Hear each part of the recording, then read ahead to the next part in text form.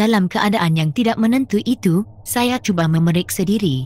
Apakah kesalahan yang telah dilakukan? Apa pula pantang larang yang dilanggar? Rasa-rasanya, tidak ada kesalahan yang dibuat. Bila menjeling ke arah pemandu, dia juga termenung panjang. Barangkali, dia juga memeriksa diri sendiri, macam saya. Kamu berdua, berderau darah dalam tubuh. Lelaki berdarah dahi ini sudah melampau. Apakah dia tidak boleh menggunakan bahasa yang sopan untuk memanggil saya dan pemandu? Sungguh biadab lelaki, laknat kutuk saya dalam hati. Tetapi rasa marah yang membuat-buat terus menurun melihat si pemandu di sebelah bersikap tenang dan bersahaja.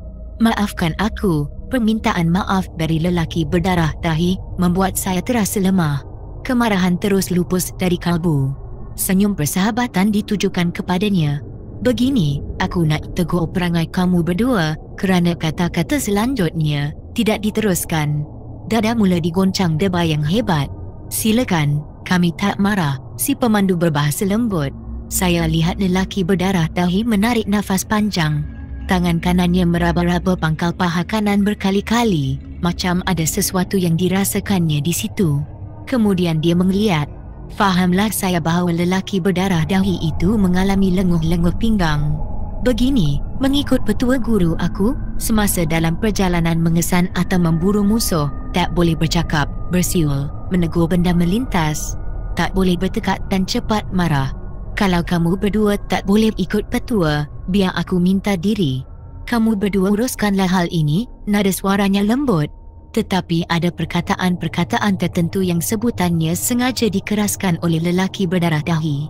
Saya dan pemandu faham kenapa dia berbuat demikian, terutama tentang ungkapan yang berbunyi, biar aku minta diri, kamu berdua uruskan sendiri. Ini menunjukkan dia marah dan kecewa, di samping itu cuba mengugut kami berdua. Memang menyampah dan meluat mendengar ugutan seperti itu. Lebih-lebih lagi dari orang asing yang baru dikenali, tidak sampai seminggu.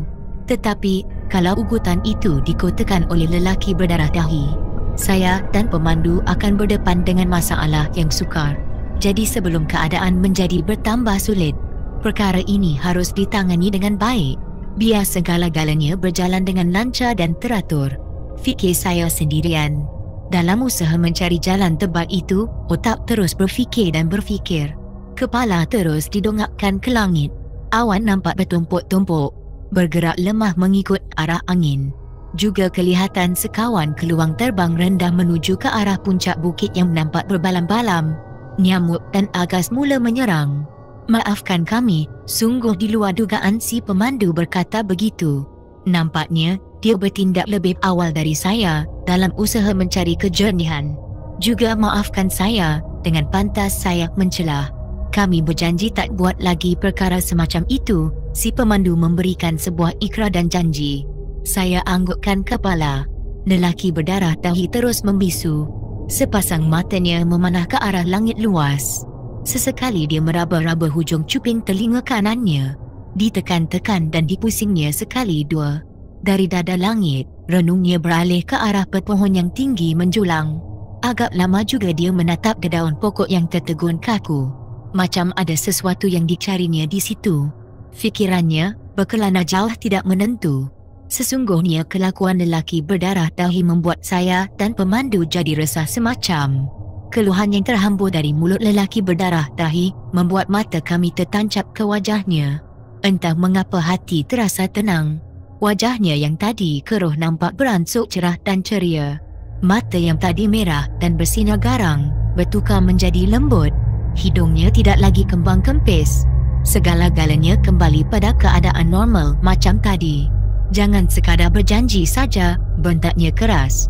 Demi Allah, kami berjanji. Kalau salah seorang daripada kami ingkar, celakalah diri. Kami berdua terus berikrar sambil mengangkat tangan separas bahu. Bagus, sambut lelaki berdarah dahi. Perjalanan yang terhenti diteruskan.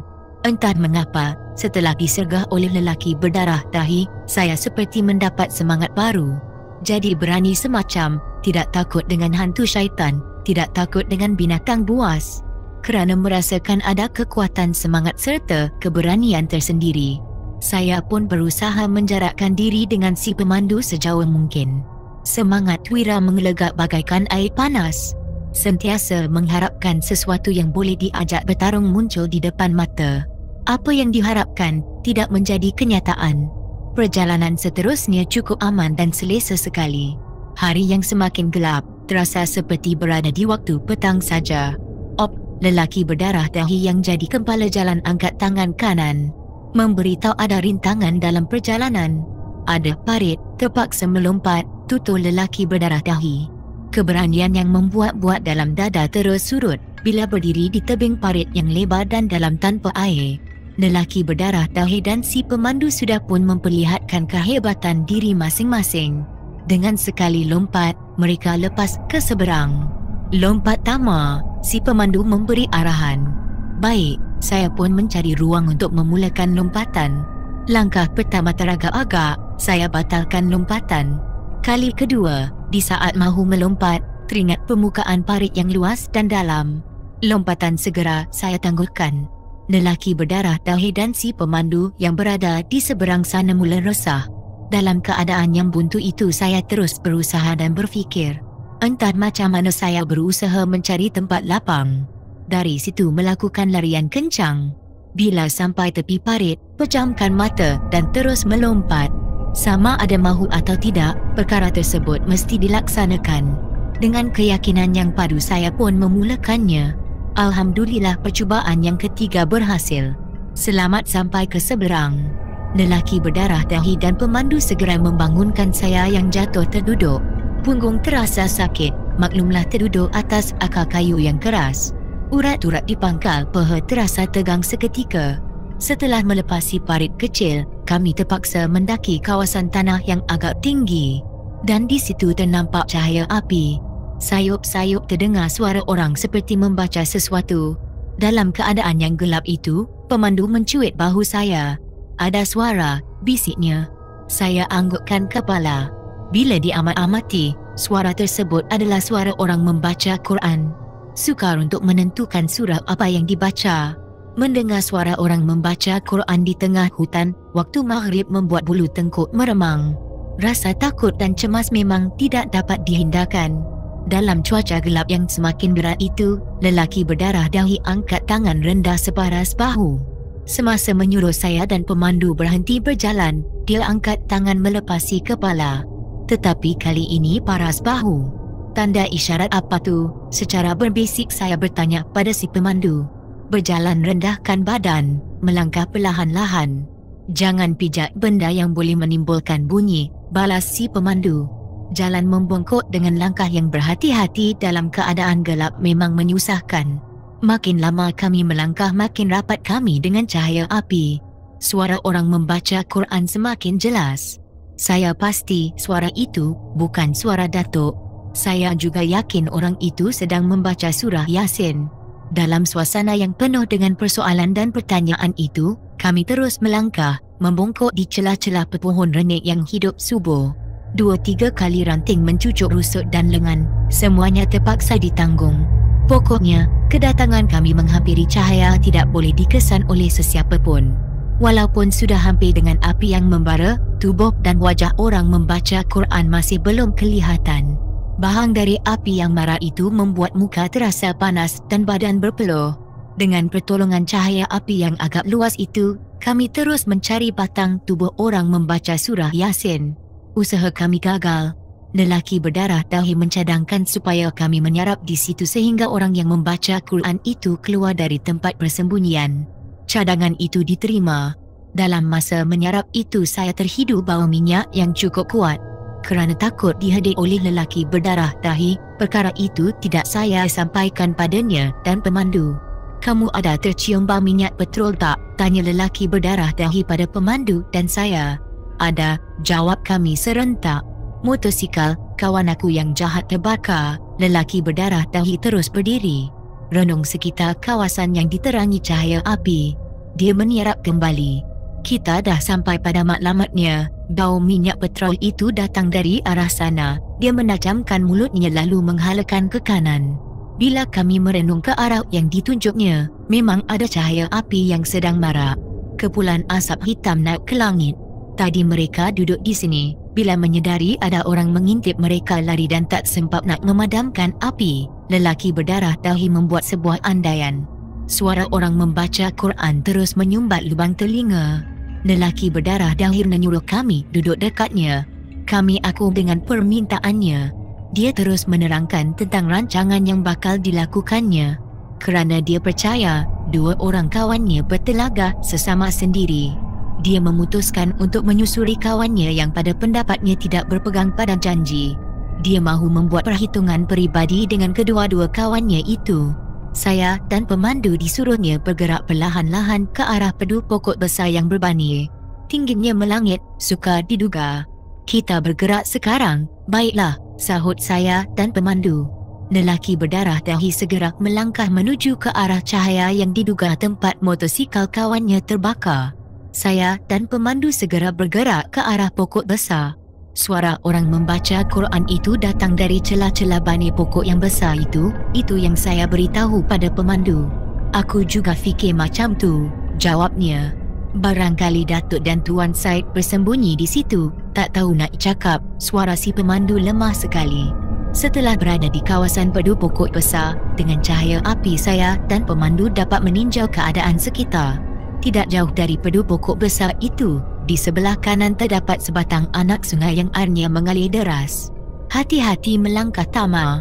Ya, aku tahu. Terima kasih atas ingatan tu. Dengan ditemani cahaya api yang sama-sama, muka si pemandu saya renung.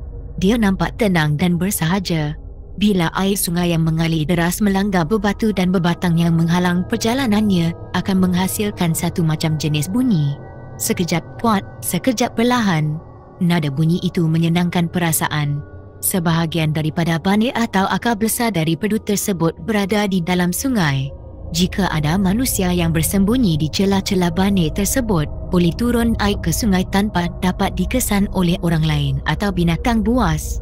Saya dan pemandu terus melangkah, penuh hati-hati dan teliti. Suara orang membaca Quran semakin jelas. Dalam masa yang sama kami terdengar bunyi beberapa letupan kecil secara berturut-turut. Bukan dari tempat kita menyarap tadi. Si pemandu menudingkan jarinya ke arah cahaya api yang lagi satu, iaitu tempat yang ditujui oleh lelaki berdarah dahi. Biarkan orang itu uruskan. Mendengar kata-kata saya itu, si pemandu senyum panjang. Sebab saja mendekati pedu pokok besar, terdengar suara orang berdehem. Cukup hampir dengan saya. Si pemandu terus memberi isyarat, menyuruh menyarap dan mengawasi keadaan sekeliling. Malangnya suara orang berdehem itu tidak muncul. Puas saya mengawasinya tetapi kelibatnya pun tak ada. Kami berdua terus mematikan diri. 10 minit kemudian, terdengar lagi suara orang berdehem. Kali ini betul-betul di belakang kami. Saya tidak pula merasa cemas. Saya yakin suara itu adalah suara Datuk. Sudah jelas kini, suara yang mengalunkan surah Yasin itu adalah suara Said Hamid Al-Haddad. Macam mana kamu berdua boleh berada di sini? Belum pun sempat kami menoleh ke belakang dan menjawab pertanyaan. Tubuh saya dan pemandu diheret ke celah bani besar, terus ditolak di depan Said Hamid Al-Haddad yang terpaksa berhenti membaca Quran. Saya kagum dengan lelaki keturunan Arab itu. Dia seorang hafiz Quran. Kamu berdua belum solat maghrib lagi, soal Datuk. Saya dan pemandu mengangguk serentak. Said Hamid Al-Haddad yang tidak terkejut dengan apa yang berlaku. Dia merenung ke arah kami dengan wajah yang lembut sambil berkata, pergi ambil wuduk terus solat. Waktu maghrib belum habis. Lepas itu kita keluar dari sini. Agaknya orang membuat aniaya pada kami dah lari. Ikut cakap Pak Habib tu, Datuk menyokong. Tanpa berlengah-lengah lagi kami pun menuruni tebing yang curam sambil berpaut pada akar pokok besar. Selesai solat dan berdoa, Datuk dan Said Hamid Al-Haddad minta kami bercerita tentang pengalaman yang dilalui setelah berpisah dengan mereka. Kerana merasa kikut bercakap depan Datuk, saya suruh pemandu kepada Pak Habib, Said Hamid Al-Haddad, bercerita. Dengan penuh perasaan si pemandu mengungkapkan detik-detik cemas yang kami lalui. Beberapa kali Datuk dan Pak Habib menarik nafas sambil menggeleng-gelengkan kepala. Tak mengapa, ini ujian untuk kita semua. Tenang benar, Datuk bersuara. Pak Habib tidak memberikan sebarang komentar. Bunyi air sungai yang melanggar bebatu di tengah sungai cukup menyenangkan. macam ada irama tersendiri. Gelap malam terus menguasai maya. Badan pun mula terasa dingin. Kata kamu, seorang musuh dah jadi kawan kamu berdua. Mana dia? Pak Hamid mengajukan pertanyaan pada pemandunya yang setia. Buat beberapa saat si pemandu melemparkan pemandangan ke arah saya. Cepat-cepat saya gemipkan mata, beri laluan padanya supaya menjawab dengan pantas berhubung dengan pertanyaan yang diajukan oleh Pak Habib. Dia tengok motosikal terbakar. Datuk dan Pak Habib kerutkan kening. Mereka berpandangan sama sendiri. Dan semua yang berada di celah bandar terkejut mendengar bunyi ledakan yang kuat. Seluruh kawasan diterangi dengan cahaya api seketika. Suasana kembali normal. Berapa buah yang terbakar? Soal Datuk. Si pemandu kerutkan kening, macam mengingati sesuatu. Kemudian perlahan-lahan gelengkan kepala ke kiri dan kanan. Saya tak tahu, sebab tak nampak, jawab si pemandu spontan. Saya anggukkan kepala menyokong penjelasan si pemandu. Mari kita tolong mereka. Pak Habib segera bangun dan bersedia untuk melangkah keluar dari celah bani.